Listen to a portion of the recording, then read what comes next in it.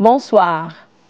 Depuis le 20 février dernier, la réglementation du bruit en République togolaise s'est accentuée. 4 ministères sont en charge de cette réglementation et c'est à travers un arrêté ministériel. Alors, quel est le contenu de cet arrêté? Nous allons le décortiquer justement avec les représentants de ces 4 ministères sur ce plateau. Nous avons donc Monsieur Alassane Moussa, il est administrateur civil, chef division des organisations religieuses au ministère en charge de l'administration territoriale. Monsieur Moussa, bonsoir. Bonsoir, Madame Moatigakou. Nous avons également le représentant du ministère de la Santé sur ce plateau. Il s'agit de professeur Essor Anamboko. Il est médecin ORL, directeur de la recherche et de l'innovation à l'université de Lomé. Professeur, bonsoir. Bonsoir, madame. Nous avons également le commissaire divisionnaire Kwacha Tiendo. Il est le conseiller en communication du ministre de la Sécurité et de la Protection civile. Mon commissaire, bonsoir. Madame, bonsoir. Et nous avons également le représentant du ministère de l'Environnement sur ce plateau. Il s'agit de M. Panibam Toi Meba. Il est juriste environnementaliste et chef division lutte contre les changements climatiques. Monsieur Meba, bonsoir. Bonsoir, madame. Alors, chers invités, merci d'être sur ce plateau. Nous parlons de la réglementation du bruit. Et c'est depuis le 20 février dernier donc, que l'arrêté interministériel a été pris. Alors, c'est une décision qui porte réglementation du bruit au Togo. Bon, peut-être dans cette émission, on va comprendre si il est interdit de faire du bruit maintenant au Togo, de quoi s'agit-il concrètement. Mais Monsieur Moussa, dites-nous, disons, quelles sont les raisons qui ont poussé, disons, vos 4 ministères à se mettre ensemble pour une réglementation du bruit au Togo? Merci beaucoup, madame.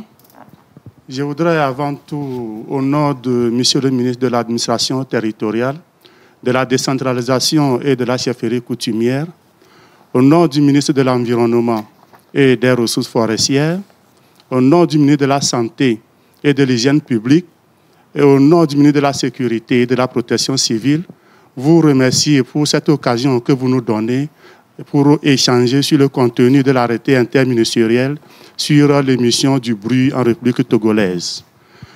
Il faut dire que cet arrêté a été pris par rapport au Code de la santé. Le Code de la santé, en son article 26, a prévu qu'un arrêté soit pris pour réglementer le bruit au Togo. Mais le Code a été adopté en 2009.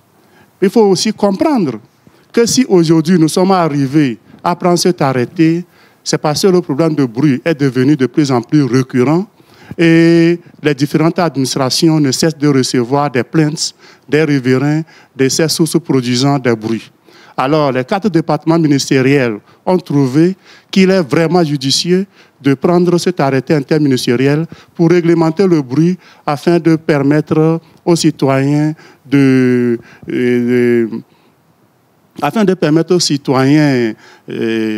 jouir de leur liberté de tranquillité. D'accord. Merci beaucoup, Monsieur Moussa. Alors, professeur, dites-nous, au niveau du ministère de la Santé, Monsieur Moussa vient de dire que, disons que vos 4 ministères reçoivent souvent de ces plaintes-là. Alors, au ministère de la Santé, est-ce que ce sont des... Parce qu'on comprend que c'est la santé, est-ce que ce sont des plaintes qui viennent peut-être des médecins qui viennent vous dire que, bon, il y a eu peut-être l'impact du bruit sur la santé de telle personne et ça devient récurrent à tel point que le ministère a jugé bon de participer à cet arrêté-là. Merci, Madame Atigakou. Merci pour l'occasion que vous nous offrez d'échanger, d'expliquer à nos concitoyens le danger d'une exposition excessive ou bien d'une exposition inadéquate à des nuisances sonores. C'est vrai que les plaintes arrivent de partout. Les plaintes arrivent de partout. Au niveau des médecins, nous recevons des patients, moi je suis médecin ORL, des patients qui viennent pour des problèmes de surdité, pour d'autres problèmes dont j'en parlerai un peu tout à l'heure, et qui deviennent de plus en plus inquiétants. Et je crois que c'est tout à fait une bonne chose que ces ministères se mettent ensemble pour mettre en application cet article en rapport avec le Code de la santé qui a été promulgué depuis avril 2009, qui a constaté que les nuisances sonores sont un danger d'abord pour la santé humaine et pour le bien vivre de la population. Merci beaucoup, professeur. Alors, mon commissaire, au niveau du ministère de la Sécurité, on comprend, vous êtes fatigué de recevoir des plaintes et d'avoir à envoyer des unités tout le temps pour gérer les conflits qui naissent par rapport au bruit. Merci beaucoup, madame, pour cette question. Effectivement, ces dernières années, il faut reconnaître que les services de sécurité, police et gendarmerie, ont connu un surcroît de plaintes relatives à des nuisances sonores de jour comme de nuit, essentiellement en milieu urbain. Et donc, face à ces augmentations de plaintes, il était nécessaire que l'autorité administrative édicte un cadre juridique qui dispose et qui responsabilise le citoyen face à son cadre de vie. Je crois que nous saluons à sa juste valeur l'adoption de ce test pertinent et d'une très grande importance. Merci beaucoup. Alors, Monsieur Meba, bon, nous avons parlé de la santé, de la sécurité au niveau de l'administration territoriale. D'aucuns pourraient se demander, bon, quel est l'impact du bruit sur l'environnement, et le ministère de l'Environnement est impliqué. Alors, dites-nous un peu plus. Merci. Merci, Madame Atigakou, pour cette question très pertinente. D'entrée de jeu, quand on parle de bruit, le bruit est vécu dans le cadre de vie. Et l'environnement, c'est le cadre de vie. Et le ministère de l'Environnement est chargé de réglementer les questions de pollution et de nuisances. Et les bruits sont des nuisances. Des nuisances qui polluent l'environnement humain, qui polluent le cadre de vie et qui dérange la tranquillité de la population. C'est là où il est nécessaire que le ministère de l'Environnement intervienne. Et en dehors même du Code de la santé, la loi cadre sur l'environnement a également posé des dispositions pour la lutte contre ces pollutions et ces nuisances, dont les bruits. Donc c'est la raison pour laquelle, lorsque le besoin s'est fait sentir, les 4 ministères se sont entendus dans la réalité pour voir concrètement comment mener à bien cette réglementation pour qu'elle puisse être plus coordonnée et permettre de donner le meilleur cadre de vie à la population dans son ensemble. Merci beaucoup, Monsieur Meba, voilà qui est plus clair maintenant. Alors, Monsieur Moussa, je viens vers vous parce que oui, c'est vrai que nous parlons de réglementation du bruit, mais vous convenez avec moi que nous sommes des humains, nous vivons dans une société où il n'y a que des humains, donc forcément, on doit émettre du bruit. La preuve, nous sommes ici, il y a du bruit. Alors pourquoi, quand on entend par bruit, et qu'est-ce que cet arrêté met dans bruit justement pour qu'il y ait réglementation? Ok, merci beaucoup. En fait, dans le cadre du présent arrêté, de l'arrêté interministériel, on entend par bruit tout phénomène acoustique produisant une sensation auditive et qui est gênant et dérangeant. Donc, lorsque vous êtes dans un milieu et lorsque le niveau de sonorité est au-delà du seuil admis, dans les lieux d'habitation, dans les lieux publics et privés, nous pouvons parler de nuisances sonores. Donc, dans le cadre de l'arrêté, lorsque le niveau de décibels est au-delà de 55 décibels en période nocturne et au-delà de 70 décibels en période diurne, nous pouvons parler de nuisances sonores. Et la période diurne couvre de 22h à 6h et la période diurne de 6h à 22h. Ok, donc la période nocturne et la période diurne. Alors, Monsieur Moussa, bon, parce que les Togolais nous regardent, les téléspectateurs nous regardent, et c'est sûr que lorsqu'on dit décibels et tout ça, c'est difficile à comprendre. Donc, est-ce que concrètement, c'est quoi? C'est-à-dire, quand on dit décibels, c'est-à-dire que si moi je suis là et que le bruit est d'un niveau où peut-être que mon tympan commence par me déranger, c'est là qu'on parle de 55 décibels ou c'est 70 décibels? Ok, merci. En fait, il y a un appareil qui permet de mesurer l'intensité du bruit. Et cet appareil, c'est le sonomètre.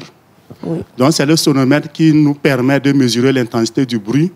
Et l'unité de mesure, c'est l'unité de mesure qui est appelée décibel. Oui. Voilà. Oui, mais maintenant, M. Moussa, la question, c'est de savoir comment celui qui émet le bruit peut savoir que, bon, je suis en train de dépasser tel nombre de décibels et il faut que je ramène à niveau. Habituellement, celui qui émet le bruit, lui, ne se rend pas compte. Okay. Très souvent. Celui qui émet le bruit, il ne se rend pas compte. Mais ce que nous avons constaté au niveau de certaines organisations, je prends le cas particulier des lieux de culte que nous gérons, et certains responsables religieux ont acquis des sonomètres et ils ont placé certains agents pour mesurer le décibel tout autour du lieu de culte. Donc, eux, déjà, en officiant le culte, il y a certains qui font la mesure et lorsqu'ils sont au-delà, ils attirent l'attention du responsable pour dire « Ah, nous sommes au-delà du décibel prévu par les règlements ou les tests en vigueur. Ça, c'est pour les lieux de culte. Alors, je vais revenir à vous tout à l'heure pour découvrir les sources de bruit, justement, et comment peut-être chaque acteur pourra arriver à réglementer ou à réguler le bruit. Alors, professeur Boko, je reviens vers vous tout à l'heure. Enfin, on a compris que vous êtes médecin ORL et à coup sûr, vous recevez de ces patients-là qui subissent, on va dire, l'impact de ce bruit-là. Alors, parlez-nous comment cela se passe. Oui, vous savez, et merci madame. Actuellement, l'OMS considère que les nuisances sonores représentent le deuxième facteur environnemental qui engendre le plus de dégâts sanitaires après la pollution atmosphérique. Donc les nuisances sonores, c'est la deuxième cause de dégâts sanitaires après la pollution atmosphérique. Ça, il faut qu'on le comprenne. Alors, pour les conséquences, les manifestations sur la santé, on a plusieurs conséquences. On a plusieurs conséquences que nous pouvons distinguer globalement en 3 catégories. Et la première catégorie, ce sont les effets qui se produisent sur l'organe qui, le premier, encaisse le coup. C'est l'oreille. Après, maintenant, l'oreille, nous avons des conséquences sur d'autres organes. Et en troisième position, nous avons des conséquences également dans la vie sociale. Alors, pour revenir beaucoup plus en détail, au niveau de l'oreille, il existe au niveau de l'oreille interne, enfin, l'oreille a 3 parties, au niveau de l'oreille, de façon globale, des cellules qui sont spécialisées pour capter les sons. Et les sons sont émis à des fréquences différentes. On entend par fréquence quand ça peut être grave, ça peut être aigu. Grave lorsque on entend par exemple une radio qui est mal éteinte, c'est grave, ou bien une cigale, c'est aigu. Donc les cellules dans l'oreille interne sont spécialisées chacune pour ne percevoir qu'un type de fréquence. Qu'est-ce qui se passe? Lorsque ces cellules sont soumises à des agressions sonores, on appelle les nuisances sonores commencent déjà à partir de 80 décibels. Déjà à 80 décibels, déjà, les nuisances commencent par s'installer. Même un peu moins, ça peut s'installer si ça se répète. Alors, lorsque ces cellules subissent ces agressions sonores, elles commencent par se fatiguer. Et qui vont se manifester dans un premier temps par ce qu'on appelle des acouphènes. Acouphènes, c'est quoi? C'est des bourdonnements d'oreilles, des sifflements d'oreilles. C'est des bruits que vous allez entendre soit dans la tête ou dans votre oreille, alors qu'il n'y a pas de source d'émission extérieure. Mais ça s'accompagne également d'une baisse de l'audition. On est au stade de fatigue. Mais heureusement qu'au stade de fatigue, on peut récupérer lorsqu'on se repose ou bien lorsqu'on accompagne avec des médicaments. Malheureusement, lorsque cette nuisance sonore persiste de façon chronique, les cellules vont se détériorer. Et dans ce cas, maintenant, on aura des acouphènes, des bourdonnements, des sifflements qu'on ne peut pas guérir. Il faut qu'on le dise. On ne pourra pas guérir lorsque ça reste ainsi. On ne peut pas guérir. Donc, il vaut mieux qu'on n'y arrive pas. Donc, lorsque les cellules sont détruites et que vous avez les acouphènes qui se mettent en place, on ne peut plus guérir avec les traitements médicaux. En plus aussi, il y a l'audition qui va baisser. l'audition baisse. Il faut savoir que les cellules de l'oreille ne se régénèrent pas. Quand vous perdez une quantité, vous avez perdu pour toujours. Donc, lorsque vous avez perdu cette audition due à cette agression sonore, la perte que vous avez perdue, c'est le définitif, vous ne récupérez plus. Vous ne pouvez même pas récupérer avec les traitements. Bon, c'est vrai, il y a des appareils qu'on peut prescrire, mais on ne peut pas vous guérir de cette surdité avec les traitements. Voilà les effets déjà sur l'oreille. Maintenant, au-delà de l'oreille, nous avons les effets sur le sommeil. Toutes les phases du sommeil sont concernées, que ce soit les difficultés pour s'endormir, parfois des réveils précoces, ou bien plusieurs réveils dans la nuit, on appelle ça des micro-réveils, vous réveillez, vous endormez à nouveau, et parfois vous dormez normalement depuis l'heure de coucher jusqu'à l'heure du réveil, mais au réveil, vous sentez que vous n'avez pas bien dormi. Oui. Donc, vous avez la quantité, mais vous n'avez pas la qualité du sommeil. Le deuxième effet qui est bien documenté actuellement, avec les études ont bien documenté, c'est l'effet cardiovasculaire. C'est quoi l'effet cardiovasculaire? C'est l'effet sur le cœur et l'effet sur les vaisseaux. Alors, sur les vaisseaux, lorsque on est soumis à une nuisance sonore, l'organisme sécrète des hormones qu'on appelle, bon, il y a des noms barbares, on ne va pas les dire ici, mais disons que l'organisme sécrète des hormones de stress. Et ces hormones ont pour rôle, lorsqu'ils entrent en contact avec les vaisseaux, de les faire contracter, de diminuer leur dimension. Alors, vous êtes d'accord avec moi, lorsque vous diminuez les dimensions, notamment le diamètre d'un vaisseau, alors que le contenu, le liquide, c'est-à-dire le sang qui est à l'intérieur, ne change pas, il y aura une augmentation de la pression sur les parois, et c'est là, maintenant, qu'on a l'hypertension artérielle. Il y a aussi la deuxième pathologie qui est bien documentée en rapport avec les nuisances sonores, c'est l'infarctus du myocarde. C'est quoi l'infarctus du myocarde? C'est un peu ce qu'on appelle crise cardiaque. Alors, le cœur également est alimenté, est nourri par des vaisseaux, ses propres vaisseaux, qui sont tout petits. Il arrive parfois que ces vaisseaux se contractent. Donc, lorsqu'ils se contractent, le débit de sang vers le muscle du cœur diminue. Et là, on a des douleurs dans la poitrine qu'on appelle angine de poitrine. Bon, heureusement qu'à ce niveau, on peut encore traiter avec des médicaments. Mais malheureusement, si ça persiste, ces petits vaisseaux peuvent se fermer complètement. Et surtout si la personne avait d'autres pathologies comme le diabète, un problème d'hypercholestérolémie, notamment le mauvais cholestérol, ça se ferme. Et le muscle du cœur qui est en aval de l'artère qui est bouchée meurt. En termes simples, la partie là ne vit plus. Et c'est là la crise cardiaque. Et lorsque la prise en charge n'est pas rapide, malheureusement, on peut en décéder. Alors, un autre effet qui a été également bien documenté, c'est l'effet sur la régulation du glucose. Le glucose, c'est au fait le sucre qu'il y a dans le sang. Oui. Donc, lorsqu'il y a cette dérégulation, il y a une intolérance au glucose et ça aboutit progressivement à l'installation du diabète, surtout le diabète de type 2.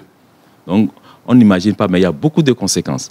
Actuellement, il y a d'autres études qui ne sont pas encore totalement confirmées. D'ici quelques années, on verra. Il paraîtrait que certains cancers sont même initiés par l'exposition au bruit. Mais les études sont en cours. Mais ce qui est bien observé actuellement, c'est l'effet sur les grossesses. Puisque l'enfant, le fœtus qui est dans le ventre de la maman, au dernier trimestre de la grossesse, 7e, 8e, 9e mois, l'oreille est déjà formée. Donc l'oreille de l'enfant, à partir du 3e trimestre, entend tout, Non? Tous les bruits qui sont émis à l'extérieur peuvent parvenir au fœtus. Alors, ce qu'il faut savoir, c'est qu'il n'y a pas que la répétition du bruit qui est seulement dangereux. Même un seul épisode, lorsque c'est très élevé, on parlait de décibels tout à l'heure, à 130 décibels, un seul bruit à 130 décibels peut détruire définitivement l'oreille interne. Ça, il faut le savoir. Donc, il arrive parfois que nous ayons des surdité qu'on appelle des surdité congénitales. Ça veut dire quoi, une surdité congénitale? C'est un enfant qui naît sourd. Et pour rechercher la cause, on fait les enquêtes, on demande à la maman est-ce qu'elle n'a pas pris des médicaments dangereux pendant la grossesse. Parfois on trouve et parfois on ne trouve pas. Mais Dieu seul sait si ce qu'on n'a pas trouvé n'est pas à l'origine, n'est pas dû à une agression sonore, parce que ce sera difficile à la maman de se rappeler qu'elle a été agressée. il arrive parfois que nous recevons des enfants qui ont des surdités, des surdités congénitales. C'est quoi une surdité congénitale? C'est une surdité dont l'enfant naît avec. Alors, on fait les enquêtes dans le carnet de santé, dans les carnets de consultation prénatale pour voir si, entre-temps, la maman n'a pas pris un médicament dangereux pour l'oreille, qu'on appelle médicament ototoxique. Parfois, on trouve, parfois, on ne trouve pas. Et Dieu seul sait si cette maman n'a pas été exposée à un moment de sa grossesse à une nuisance sonore. Il ne s'agit pas seulement d'une nuisance permanente. Parfois, c'est juste une seule fois. Lorsque c'est très élevé, et cette maman, elle ne se rappellera, elle ne se souviendra pas de cette nuisance. Donc, maintenant, il y a aussi les effets dans la société. Lorsque vous dormez mal, dans la journée, vous somnolez. Il y a un manque de vigilance. Risque d'accident de la route, risque d'accident au boulot, risque d'accident professionnel. Il y a augmentation de consommation de médicaments, des fortifiants, et toutes les maladies induites par cette nuisance sonore dont nous venons de parler, notamment l'hypertension et le diabète, c'est des coûts médicamenteux. Tout ça, c'est un coût pour la société lorsqu'on est exposé à des nuisances sonores. Et chez les enfants, c'est bien documenté, lorsque les enfants sont soumis à des nuisances sonores, ils ont un problème de concentration et de mémorisation. Automatiquement, lorsqu'un enfant a un problème de concentration et de mémorisation, à coup sûr, cela va se faire ressentir sur ses performances scolaires. Voilà. Merci beaucoup, professeur. Je suis sûre que les téléspectateurs sont étonnés autant que moi tout à l'heure en écoutant toutes les répercussions que les nuisances sonores ont sur notre santé. C'est clair que le bruit fait du mal à notre santé. Alors, Monsieur Meba, c'est vrai que dès l'entame de cette émission, vous nous avez parlé un peu des conséquences sur l'environnement. Mais en plus clair, quels sont ces effets néfastes que les nuisances sonores ont sur notre environnement? Le professeur a dit l'essentiel sur le plan médical. Et ce que vous devez comprendre, c'est que vous pouvez partir même du vécu quotidien. Vécu quotidien où, dans votre maison, vous avez un voisin qui, à l'heure de repos peut-être, ou bien pendant votre sieste, vous revenez du travail, vous devez faire la sieste, c'est en ce moment lui faire la musique. Systématiquement, il y a de la nuisance qui empêche non seulement votre sieste, mais votre repos en réalité. Parce que même si ce n'était pas pour la sieste, le bruit, c'est vrai, à un moment donné, quand on parle du son, à un moment donné, c'est de la mélodie. Mais quand ça dépasse un niveau, ça devient du bruit. Et le bruit est systématiquement perturbateur de tout le repos du système. Il a parlé des questions d'hypertension. Ça perturbe tout le système nerveux en réalité. Donc, dans les questions d'environnement, nous, non seulement on tient compte de la qualité de l'air, de la qualité de l'eau, de la qualité du sol, mais également de la qualité du son qui doit entourer nos activités quotidiennes. Et donc, c'est la raison pour laquelle les nuisances sont réglementées et elles sont interdites lorsqu'elles atteignent un degré donné. Donc, ça fait partie de l'environnement. L'environnement a besoin de calme, d'harmonie et de mélodie au lieu du bruit. Tout à fait. Merci beaucoup, Monsieur Meba. Alors, mon commissaire, au niveau de la sécurité, lorsqu'on a entendu parler, Monsieur Meba, professeur Bokor, Monsieur Moussa, des conséquences, on comprend que, bon, si on prend l'exemple de Monsieur Meba tout à l'heure, quelqu'un qui revient de son boulot, il veut se reposer et que son voisin le perturbe, forcément, il y aura des conflits qui vont survenir. Et forcément, peut-être que ce sont les forces de l'ordre qu'on va appeler pour venir départager tout le monde. Alors, la conséquence sociale, est-ce que c'est également, disons, la sécurité, bien, disons, la paix des citoyens qui est menacée ainsi? Merci. Effectivement, lorsqu'il y a ces nuisances sonores, cela entraîne des conséquences. C'est de générer des conflits et ça perturbe un peu l'équilibre, l'harmonie dont on a besoin dans une communauté. Et vous voyez que lorsque vous êtes ensemble, dans un quartier ou dans une communauté donnée, il y a forcément un certain nombre de règles impératives auxquelles nous devons tous nous souscrire ou nous soumettre pour garantir une certaine harmonie. Oui. Et cet arrêté vise vraiment cet objectif. Et je crois que si tout le monde s'y applique, cela va nous épargner des conflits auxquels nous sommes appelés à intervenir très souvent et pour départager. Mon commissaire, on peut dire même qu'il y a peut-être des conflits qu'on peut éviter, des conflits entre griffes inutiles qu'on pourra éviter. Tout à fait. Ce sont des conflits inutiles parce que il suffit de comprendre le besoin des autres à la tranquillité et le droit des autres au silence à certaines heures données. Quand on parcourt certaines dispositions de cet arrêté, évidemment, et vous allez voir qu'au-delà du niveau individuel, l'arrêté porte une attention particulière à certains espaces, comme les établissements d'enseignement, les formations sanitaires, les casernes militaires et les autres services administratifs. Cet ensemble, dans cet espace, l'arrêté interdit systématiquement l'émission du bruit. Voilà. Donc, il faut dépasser aussi les aspects purement individuels pour voir comment l'arrêté réglemente l'émission du bruit en République togolaise. Oui. Merci. Merci beaucoup, mon commissaire. Et en parlant ainsi, on se rappelle de... Enfin, je crois que tous les spectateurs retrouvent cette image-là qu'on retrouve au niveau des formations sanitaires où on interdit le bruit parce que c'est une formation sanitaire. Alors, Monsieur Moussa, alors, on parle de bruit, on parle de conséquences sur et la santé, l'environnement et notre cadre de vie. Mais quelles sont ces sources de bruit, justement, pour lesquelles il faudra réglementer l'émission de bruit? Ok, merci beaucoup. Et parlant des sources de bruit, il faut comprendre que ce sont des activités, et les équipements et les instruments qui sont susceptibles d'émettre des bruits. Donc, lorsqu'une activité est susceptible d'émettre des bruits, cette activité constitue une source de bruit. Donc, quand nous prenons les bars, les lieux de culte, et les scieries, les moulins, ce sont des sources de bruit. Donc, toutes ces sources sont susceptibles d'émettre du bruit. Bon, alors, Monsieur Moussa, comme vous l'avez dit, ce sont des activités humaines qui sont susceptibles d'émettre du bruit.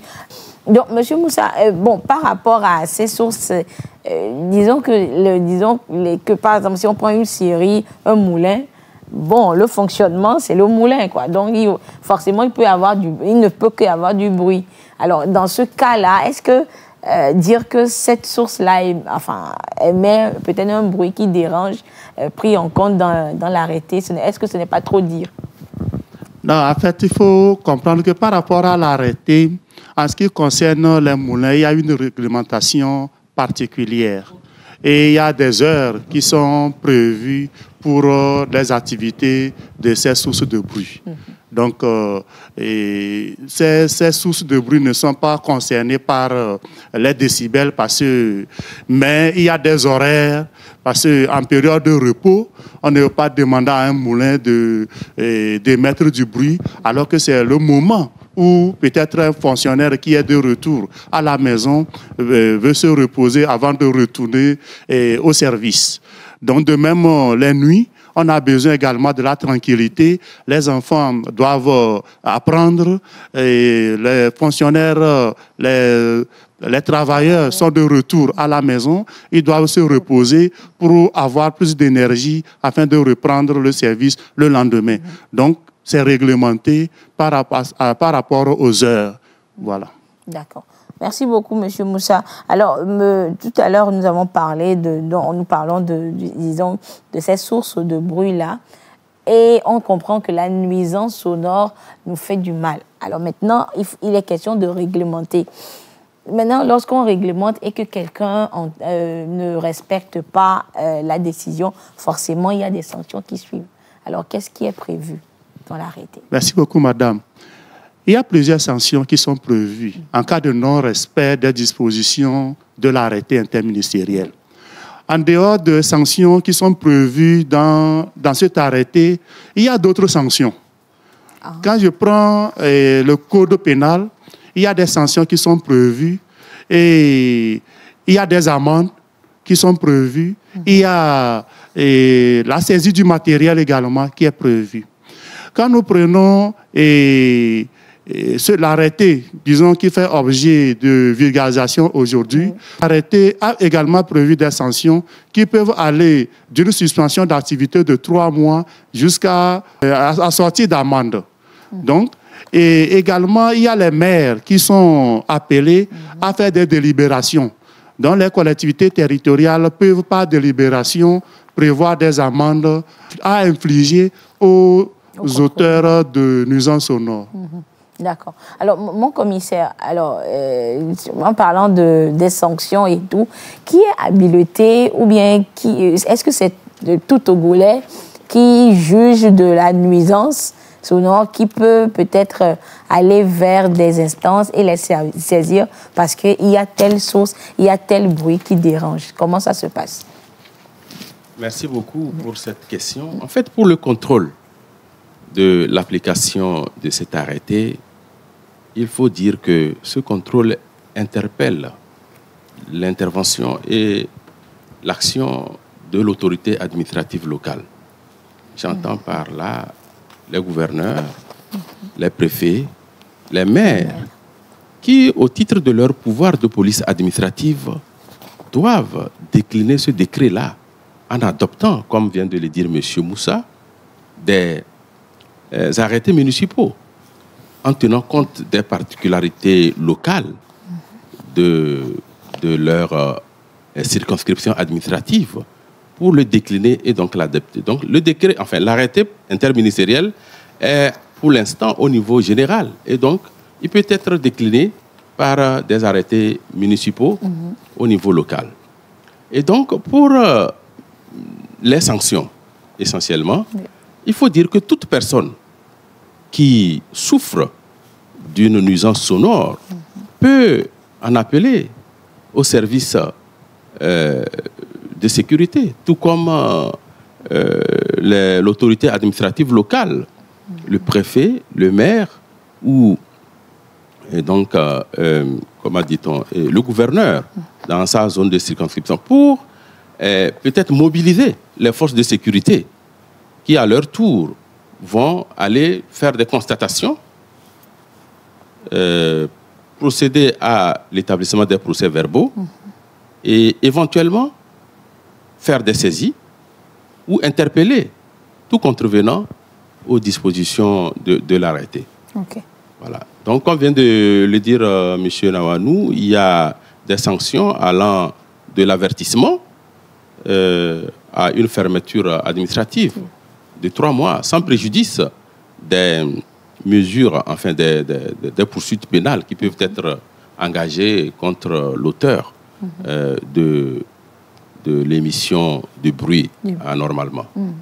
Merci. Alors, professeur Boko, est-ce qu'il peut arriver que, peut-être au niveau des services de santé, que l'on remarque justement que peut-être il y a un patient qui est arrivé avec une pathologie et après on se rend compte que, bon, c'est dû, l'une des causes, c'est justement la nuisance sonore et que peut-être le service, ou bien les médecins jugent opportun de pouvoir saisir qui de droit pour peut-être pour signaler cette source de bruit ou cette nuisance sonore qu'il faudra régler.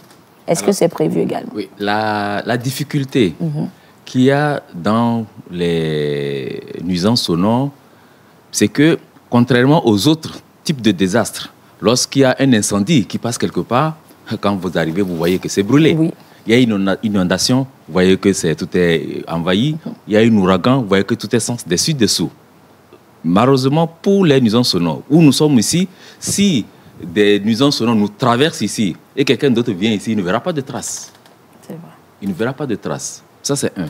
La deuxième chose, c'est que lorsque nous recevons ces patients qui souffrent, comme je le disais tout à l'heure, par rapport aux surdité congénitales, aux enfants qui naissent sous, c'est assez difficile de faire le lien immédiatement entre le déficit auditif, c'est-à-dire la surdité que nous recevons aujourd'hui par rapport au vécu de la personne.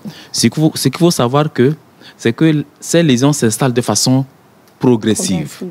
D'abord avec les bourdonnements, après qui ne cessent pas.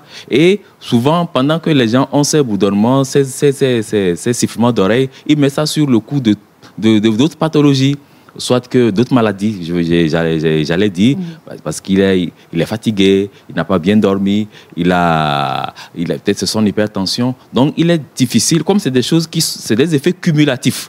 Donc, il est difficile, lorsque nous recevons le patient, à un jour J, de dire que c'est dû aux nuisances sonores. Mais lorsque il y a des examens que nous faisons, et qui peuvent nous orienter. Parce que lorsque les gens sont agressés par les nuisances sonores, tantôt je disais que chaque cellule de l'oreille interne est spécialisée pour entendre une certaine fréquence. Lorsque les gens sont soumis à ces nuisances sonores, il y a certaines cellules particulièrement qui sont touchées. Et avec cet examen qu'on appelle l'audiogramme, on peut soupçonner que la personne a subi des nuisances sonores. Maintenant, il faut faire l'enquête sociale pour voir ce type de nuisance. Est-ce que c'est une nuisance subie ou parfois voulue? Parce que lorsque quelqu'un vient vous dire qu'il y a quelqu'un qui fait du bruit dans son quartier, encore faut-il savoir si lui-même, il ne va pas en boîte de nuit, si lui-même n'a pas de Walkman.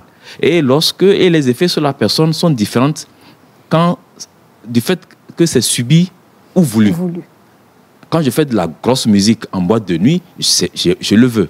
Mais celui qui entend cette musique, qui ne veut pas, il est beaucoup plus gêné que moi. C'est là qu'interviennent d'autres facteurs. Donc, c'est vraiment assez difficile et assez délicat de dire de façon certaine que c'est le bruit du quartier qui a entraîné. Parce que dans la vie, il y a beaucoup... La personne n'est pas fixe dans son quartier, la personne est mobile. Tout à fait. Alors, M. Moussa, dites-nous, quels sont ces services-là vers lesquels on peut aller lorsque on se sent agressé, si on peut le dire ainsi, par peut-être une source de bruit? Et quels sont les services compétents vers lesquels on pourra aller? Ok, merci. Et a priori, il faut dire que les 4 ministères signataires de cet arrêté peuvent être saisis en cas de nuisance sonore. Le citoyen des objets de nuisance sonore peut porter plainte dans l'un de ces services. Et à ces services s'ajoutent également d'autres services, comme le gouvernorat, il y a le conseil régional, il y a les préfectures et les communes. Et de façon spécifique, parce qu'il y a plusieurs sources. Pour les sources provenant des lieux de culte, il y a la direction des cultes au ministère de l'administration territoriale qu'on peut saisir. Dans la direction des cultes gère les nuisances provenant des lieux de culte. Donc, en dehors de tous ces services, il y a la direction des cultes qui gère également, en dehors des sources provenant des autres sources, la direction gère les sources provenant des lieux de culte. Des lieux de culte. Alors, M. Moussa, parlons justement des lieux de culte. Alors, si par exemple, il y a des voisins, un voisinage, qui juge que peut-être telle église fait trop de bruit, et que bon, les voisins, peut-être ils n'ont pas l'information. Et ils se disent que bon, nous on va peut-être chez le maire ou chez le préfet pour nous plaindre. Alors, est-ce que c'est arrivé là qu'on leur dira aller à la direction de culte ou comment ça se passe? Là, je vais mieux m'expliquer. Pour les questions de nuisance sonore, de façon générale, lorsque vous êtes confronté à un problème de nuisance sonore, vous vous référez à un certain nombre de services qui sont les communes, les préfectures, les gouvernorats et également tous les ministères signataires de l'arrêté, de cet arrêté interministériel. Il y a également la NASAP, l'Agence nationale d'assainissement et de salubrité publique, qui également peut être saisie. Maintenant, en dehors de tous ces services, en ce qui concerne les lieux de culte, il y a la direction des cultes qui intervient également. Donc, le citoyen qui saisit le maire, oui, le maire est habilité à gérer cette question de nuisance sonore. Maintenant, voilà qui est plus clair maintenant, M. Boussa. Alors, M. Meba, c'est vrai que nous parlons des services qu'on pourra saisir lorsque peut-être il y a une nuisance sonore. Mais est-ce que ce sont les mêmes services qui sont également chargés du contrôle? Parce qu'à coup sûr, il y aura forcément des services qui doivent contrôler pour voir si les dispositions mises en place sont respectées. Comment ça se passe? Merci, madame. Parlons des services de contrôle. Le contrôle se fait à plusieurs niveaux. Il y a le contrôle administratif et que, par exemple, les services techniques chargés de réglementer les nuisances peuvent faire en tant que de besoin, en descendant sur le terrain, en vérifiant les normes appliquées et en veillant à ce que les normes là soient bien appliquées. Et comme il a déjà dit, les maires ont un pouvoir de police administratif. Et avec ce pouvoir de police, ça veut dire qu'avec l'adoption de cet arrêté, le maire, à tout moment, ou bien les services techniques de la mairie, peuvent à tout moment sortir, aller vers les structures qui sont identifiées comme génératrices de bruit et vérifier le niveau de décibels émis pendant les périodes autorisées et voir si il faut continuer à le faire ou non. Donc ce contrôle administratif, ce pouvoir de police des services techniques de la mairie amène les gens d'abord à régulariser les situations et au cas où cela ne se régularise pas, le pouvoir de police peut également les amener à prendre des sanctions pour pouvoir les empêcher de faire le contraire de ce qui a été fait, de ce qui est demandé. Donc, quand on parle de nuisance, c'est des questions de troubles de voisinage. De troubles de voisinage, vous avez posé la question, qui peut saisir l'autorité? Celui qui subit le trouble peut saisir les services techniques. Quand on parle de l'autorité, c'est les services techniques de tous ces ministères. Les services techniques des mairies, les services techniques des gouverneurs, les services techniques des préfectures, qui sont censés réglementer ou bien veiller au respect de la réglementation. Et qui peut saisir l'autorité, ou bien qui peut porter plainte? N'importe quel citoyen. C'est comme des questions d'environnement, en réalité. Des questions d'environnement, elles concernent tout le monde. C'est-à-dire, c'est comme une infraction à l'ordre public. Et quand c'est une infraction à l'ordre public, ça veut dire que n'importe quel citoyen est capable d'aller se plaindre parce qu'il y a bruit. Pas forcément la personne directement concernée. Parce que celui qui peut-être croit qu'il est le plus immédiat peut ne pas comprendre que c'est un problème. Il subit sans savoir qu'il est en train de subir. Dans la société, on a l'obligation de s'entraider, d'aider à ce que l'autre retrouve également sa bonne santé. Donc, on peut demander au voisin qui fait du bruit de voir comment ça peut se passer. On peut le faire peut-être de façon, comment l'appelle-t-on, je dirais amicale, en allant vers la personne pour lui dire de voir ce qu'il y a lieu de faire. Au cas où ça ne va pas, on doit saisir les services techniques pour pouvoir réglementer. Parce que dans cette question, il faut quand même éviter de porter entorse aux bonnes relations de voisinage. Tout à fait. Ça, il faut le préciser. Oui, M. Moussa. Oui, je voudrais parler du cas spécifique des lieux de culte. Oui. Parce que le contrôle, comme M. Meba l'a dit, et tous les acteurs que nous avons cités sont habilités à exercer un contrôle dans tous ces différents services. Mais pour le cas spécifique des lieux de culte, comme vous le savez, la liberté religieuse, c'est vraiment un droit fondamental reconnu par la Constitution togolaise. Et il faut... tout le monde n'est pas appelé à exercer un contrôle en cas de nuisance sonore dans les lieux de culte.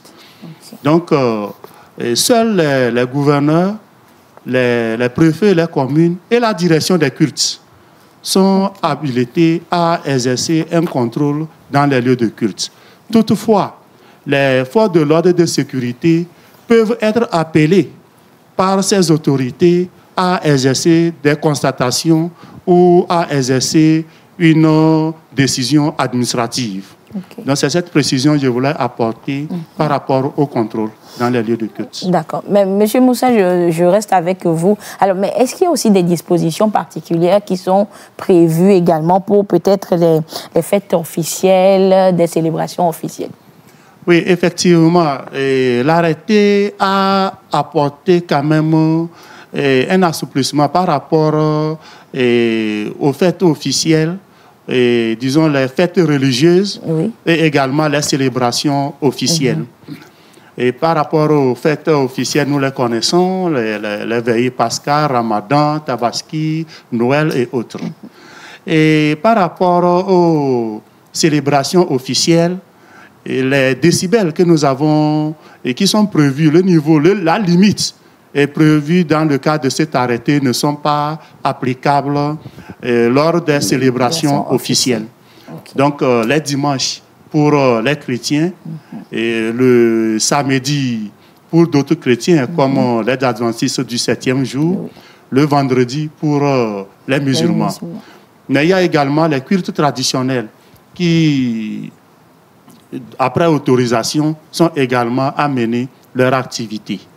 Donc, mais toutefois, toutes ces activités doivent se dérouler quand même dans le respect de la tranquillité publique. D'accord.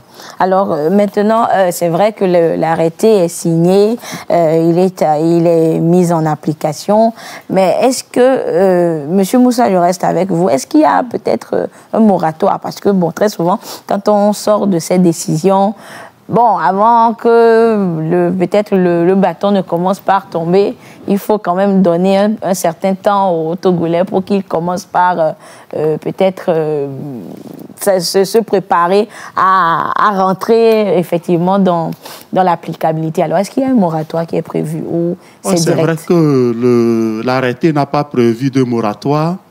Cet arrêté est d'application immédiate, mais toutefois, il y a des sensibilisations qui ont déjà commencé. Et les sensibilisations ont commencé. Déjà, en ce qui concerne les organisations religieuses, les fédérations ont déjà été sensibilisées. Ils ont reçu l'arrêté en question. Et ils doivent également poursuivre les sensibilisations au niveau de leurs membres. Les autres départements ministériels également, qui ont reçu l'arrêté, doivent continuer également cette sensibilisation. Et nous avons le ministère du Tourisme qui gère les établissements hôteliers et bars, doit également faire de même. Et nous avons prévu dans les prochains jours un méga atelier à l'endroit des leaders religieux. Donc, ça fait partie des mesures pour l'application de cet arrêté. Mais, comme je l'ai dit tout à l'heure, cet arrêté est d'application immédiate. Mais nous allons renforcer les sensibilisations à l'endroit de ces acteurs. Et d'ici le mois de mai, les communes, les maires et les officiers de police judiciaire, de la gendarmerie et de la police seront également sensibilisés. Il y a un projet qui est en cours. Ils seront invités lors d'un atelier pour les sensibiliser par rapport à cet arrêté. Alors, mon commissaire, parlons justement de la sensibilisation, parce que, bon, on comprend qu'avec les corps habillés, maintenant, nous vivons en parfaite harmonie. Et alors, est-ce qu'au niveau de votre ministère, vous avez prévu, enfin, en dehors de peut-être la formation qui va être organisée, est-ce qu'il est prévu des sensibilisations également? Peut-être sans se sensibiliser, ne serait-ce que peut-être les corps habillés eux-mêmes, à savoir comment réagir lorsqu'on vient vous saisir d'une telle nuisance sonore, comment arriver à peut-être départager les gens sans pour autant arriver jusqu'à peut-être un certain niveau. Est-ce que la sensibilisation est déjà prévue ou pas? Merci beaucoup, madame. C'est vrai. Et pour répondre à votre question, il faut déjà dire que la formation des forces de sécurité, police et gendarmerie, tient compte de les outiller des méthodes pour solutionner les problèmes, c'est-à-dire la prévention des conflits. Et il faut éviter qu'en intervenant, on en rajoute d'autres problèmes. Donc, on prend des dispositions pour que pendant la formation, les agents aient des approches méthodiques qui respectent un certain nombre de droits, même quand les gens sont en infraction. Il faut quand même respecter leurs droits. En plus de ça, il faut aussi dire que sur l'ensemble du territoire, aujourd'hui, il y a dans chaque commune un commissariat de police et une brigade de gendarmerie. Pour mieux appliquer ces dispositions, il va revenir à chacun dans son ressort territorial de cartographier les sites ou les lieux potentiellement émetteurs ou générateurs de bruit et identifier une méthode pour sensibiliser. Parce que l'essentiel, c'est de prévenir l'émission de bruit et de garantir cette denrée essentielle qu'est la tranquillité publique. Voilà. Donc, il va falloir cartographier et ensuite approcher les intéressés, les sensibiliser sur l'adoption de cet arrêté et les amener à souscrire à l'application ou à prendre des mesures qui permettent, notamment celles visant à adopter des mesures d'insonorisation ou bien d'atténuation de son pour garantir la tranquillité dans leur voisinage immédiat. Voilà, c'est un peu, puisqu'on n'est pas seulement dans la sanction, mais on prend des mesures préventives pour permettre aux uns et aux autres de pouvoir continuer à exercer leurs activités dans le respect des droits d'autrui. Merci, mon commissaire. Alors, Monsieur Meba, au niveau de votre ministère, qu'est-ce qui est prévu pour veiller à l'application stricte de cette disposition-là? Des sensibilisations sont également prévues ou pas? Merci, madame. Par rapport aux mesures, comme les uns et les autres l'ont déjà dit, c'est un arrêté. Oui. Un arrêté, il est d'application directe. Mais ce que vous devez retenir, c'est que l'action administrative, bien l'action du gouvernement, suit une certaine méthode.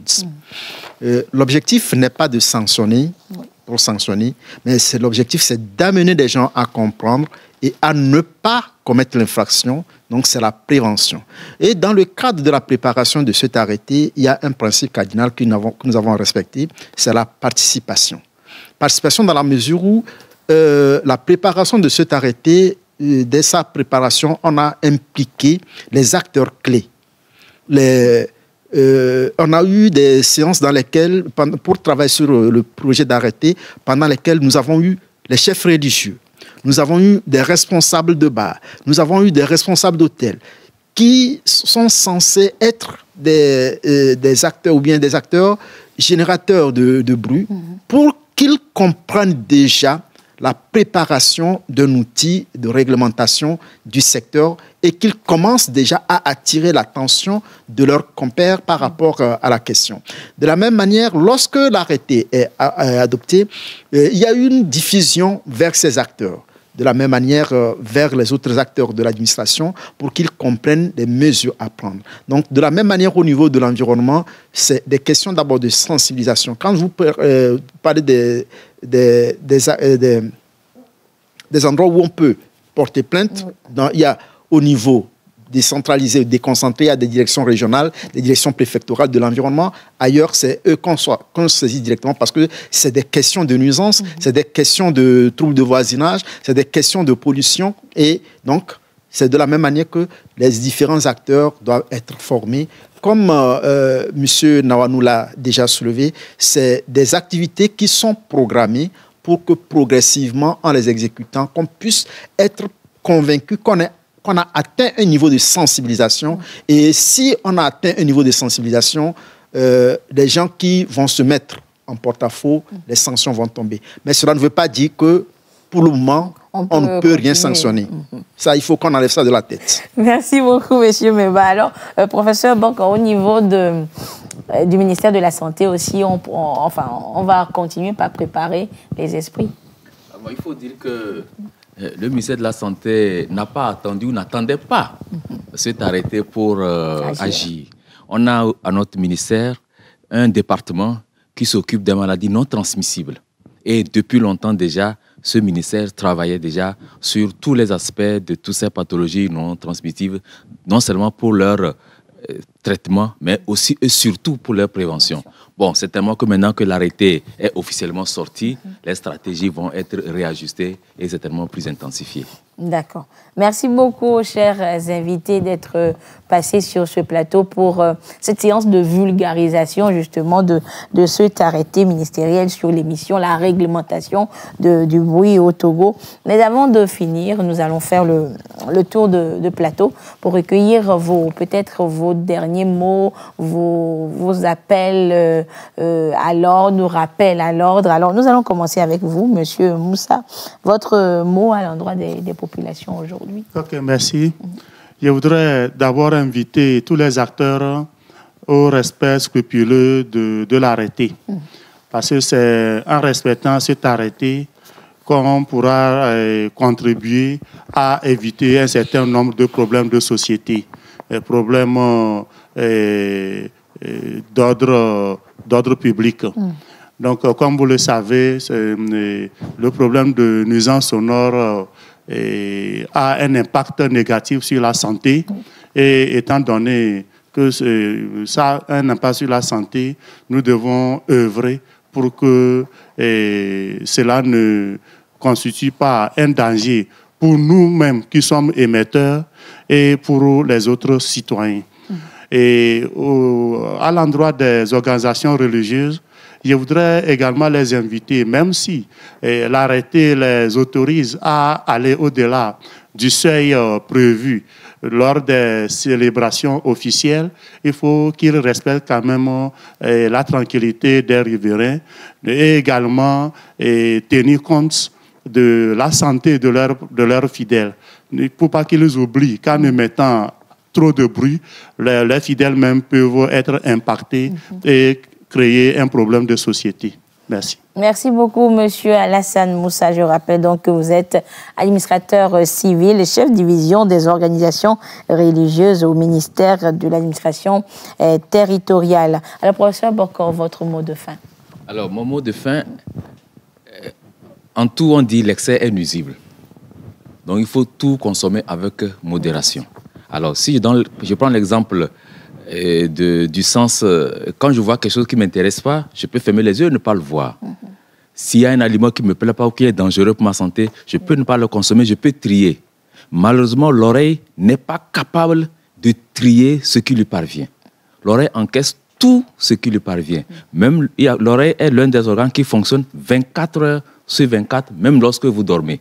Donc cela veut dire que s'il faut consommer avec modération, et comme l'oreille n'est pas en mesure de sélectionner ce qu'il consomme, c'est qu'il faudrait que nous produisons le bruit avec modération. Et c'est à ça que j'invite tous les concitoyens à produire le bruit avec modération, parce que l'oreille n'est pas capable de sélectionner et consommer avec modération.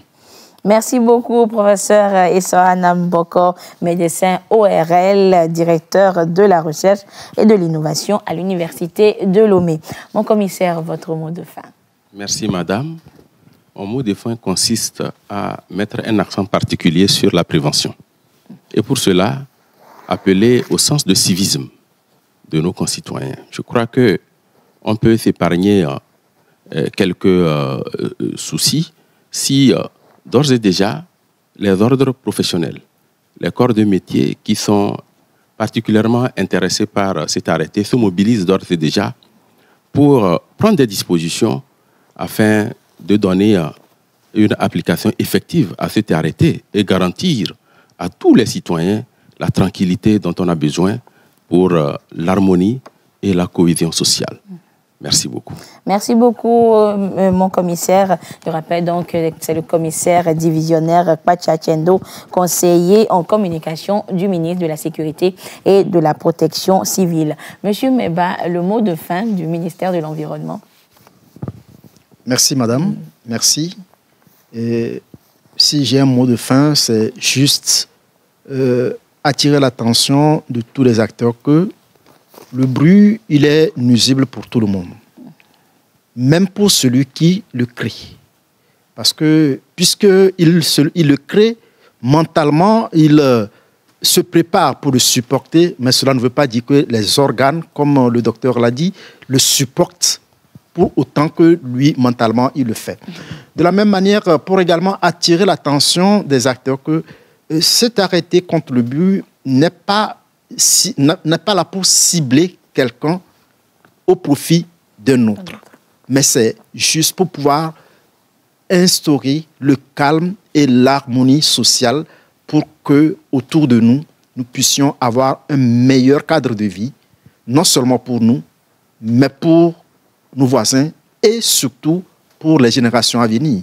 Parce que, comme le professeur l'a déjà dit, nos femmes enceintes peuvent générer, c'est-à-dire avoir des problèmes sur les fœtus à cause de ce que nous sommes en train de faire intentionnellement ou non intentionnellement. Alors, pour éviter toute catastrophe, il faut qu'on aille vers la modération et qu'on accepte qu'on a besoin du calme.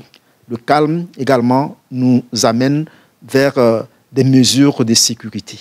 Merci beaucoup. Tout à fait.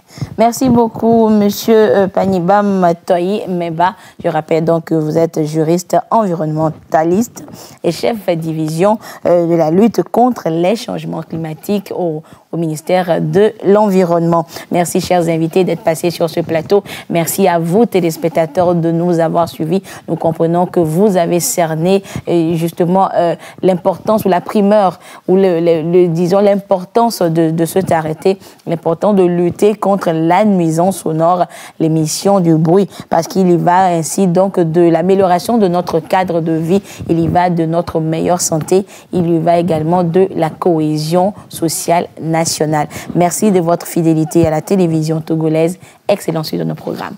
Au revoir.